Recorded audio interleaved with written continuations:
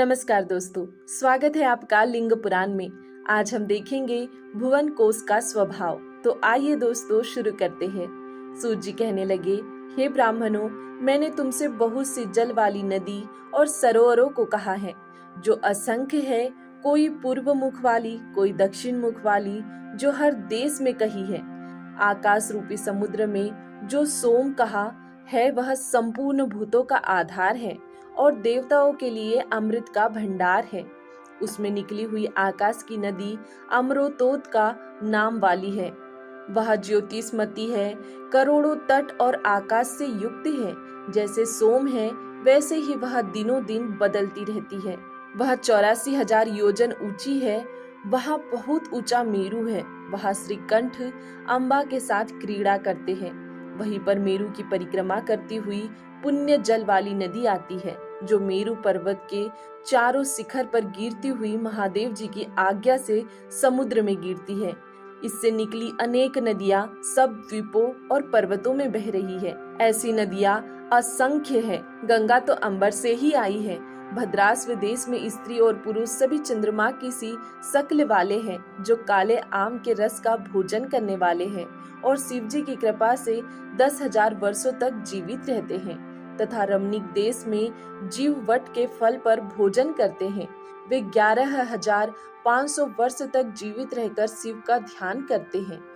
कुरु वर्ष में स्वर्ग से आए हुए सभी जीव मैथुन से उत्पन्न होते हैं तथा दूध का भोजन करते हैं। भारतवर्ष में मनुष्य कर्म के अनुसार आयु वाले नाना वर्ण वाले छोटे कद के होते हैं, जो 100 वर्ष की आयु वाले हैं। वे अनेकों देवों के पूजन में लगे रहते हैं तथा अनेकों प्रकार के कर्मों का फल भोगते हैं। वे सभी कमजोर तथा थोड़े भोगी होते हैं। नाग द्वीप, सौम्य द्वीप, वारुण द्वीपों में उत्पन्न होने वाले जीव कोई मल्लेच्छ तथा कोई पुलिंद होते हैं। भारतवर्ष के लोगों की प्रवृत्ति स्वर्ग और अपवर्ग में होती है। किम पुरुष देश में रहने वाले पुरुष सोने के से रंग वाले तथा स्त्रियां अप्सराओं के तुल्य होती है। 10,000 वर्ष तक जीवित रहती है। उन्हें रोग तथा शोक नहीं होता। वे पलक्ष का भोजन करते हैं। हर वर्ष देश के जीव देवलोक से आए हुए देवताओं